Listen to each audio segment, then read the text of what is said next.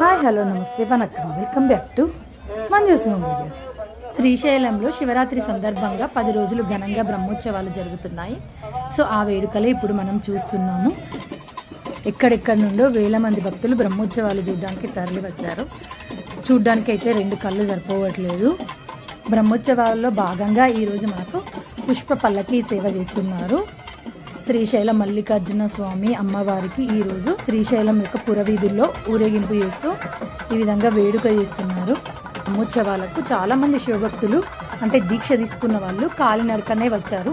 చెప్పులు లేకుండా ఎర్రటెండలో వేల మంది వచ్చిండ్రు భక్తులు.